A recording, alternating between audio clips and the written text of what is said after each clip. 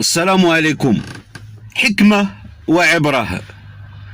هذا واحد شاب التقى برجل عجوز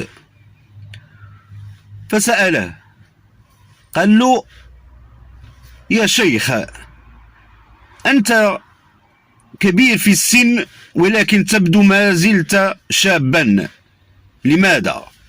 علاش انت كبير في العمر ولكن مازال كتبان صغير؟ بغى يفهم شنو السر من هذا الشيء. هو يجاوبو الرجل الكهل، قال له: يا ولدي، إلا بغيتي تبقى في صحتك مزيان وتبان صغير على العمر ديالك، خصك تدخل سوق هكا. الشاب بدا كيشوف فهاد العجوز، قال له: كيفاش دخول سوق هكا؟ قال له: يعني دخول سوق راسك، فهمتيني؟